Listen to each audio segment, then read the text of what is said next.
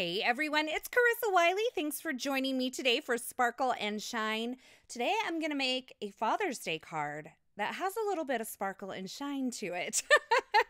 And I know most of us don't think of sparkle and shine when it comes to a masculine card, but I'm going to do it today. I'm doing it. I'm starting out with the Dad Die-namics, and it comes with both the uppercase and the lowercase, so you can use them as they are, or you could combine them together. So there's a lot of customization that you can do with this, or you could use it to spell out Dada if you wanted to cut it twice, whatever floats your boat. And so I'm going to cut it out of some different colored cardstocks. I have a black, a dark gray, and a really light gray. And I'm cutting it from each color 2 times. And I'm going to stack these up to give it kind of a stacked ombre look. So as you look to the side of these letters, you're going to see it get darker as it goes down towards the card base.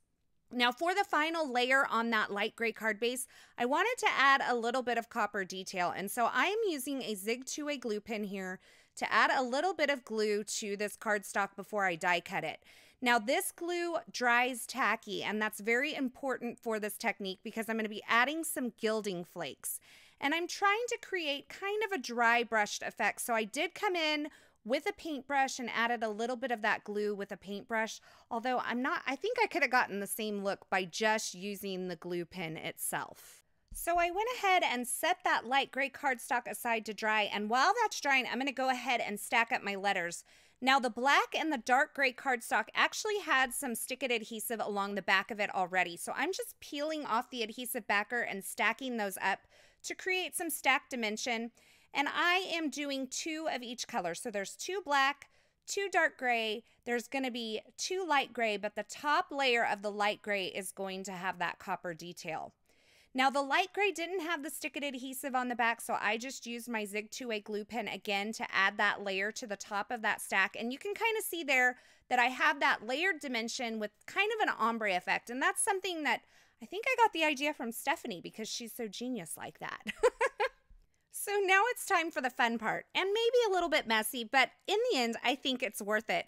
I have an old shoebox that I do all my gilding flakes in, and there were some scraps of copper from my last project, so I picked those up and used those first. And now I'm opening my container to add a few more into my box, and I'm going to take those gilding flakes and I'm just going to press that into the adhesive that's dried tacky. And you can see I'm just using my finger for this. There's no really great technique to it. You just really want to make sure that you press those gilding flakes into the adhesive.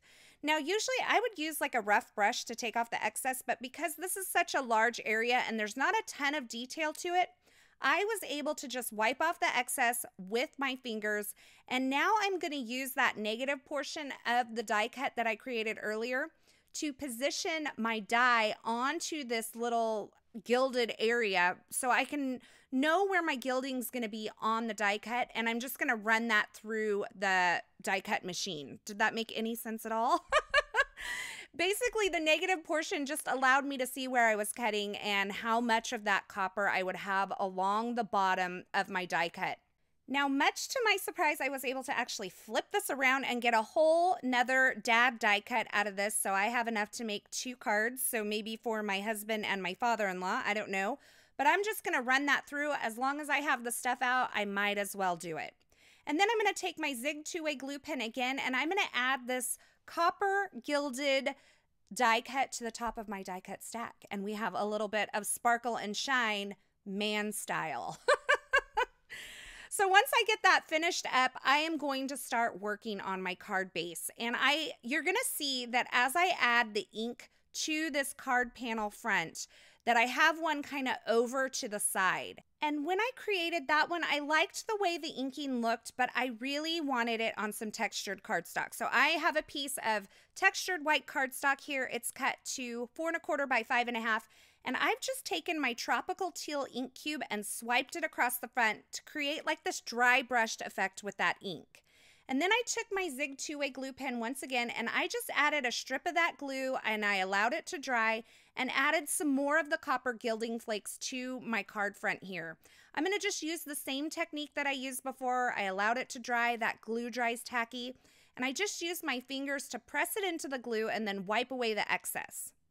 Now I felt like my stripe or my swiping of ink was a little too steep across the card front. So I just used one of the A2 rectangle Die-namics to kind of cut that down and to take away a little bit of the steepness. So you saw me, I kind of had it cocked to the side there.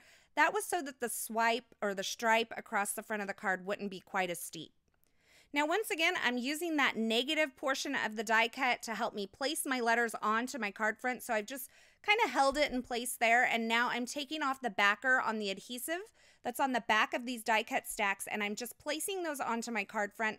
Then I'm going to hold my letters in place as I remove the negative portion of this die cut. And that just helps me ensure that I have good spacing and that these are all lined up straight on my card front. So now I have the All About Dad stamp set, and this is a great stamp set. You can use it for Father's Day, you can use it for birthdays, you can just use it to tell your husband that he's a great dad, whatever you want to do. But I'm taking the You're the Man stamp from this stamp set, and I'm stamping it in some black pigment ink onto a little banner shape that I cut using the Vertical Hearts in a Row die set.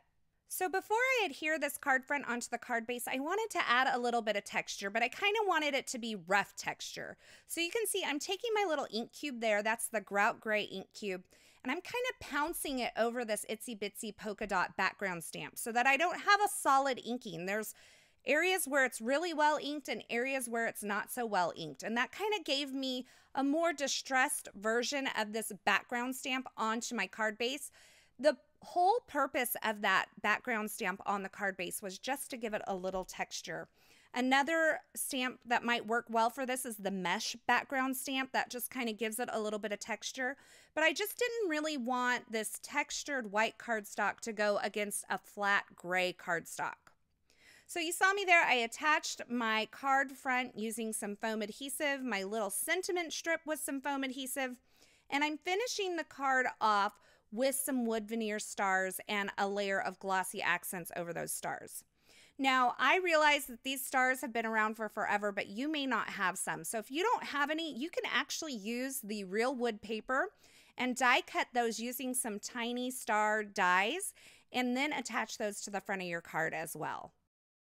So there you have it, a very quick and easy masculine card project with a little bit of sparkle and shine because men can have some shiny things too. I hope you enjoyed this card project. If you did, be sure to give this video a thumbs up. Don't forget to subscribe to the My Favorite Things YouTube channel so you don't miss any awesome paper crafting tutorials. Thanks for stopping by. Thanks for joining me today. And until next time, I hope you have a fabulous day.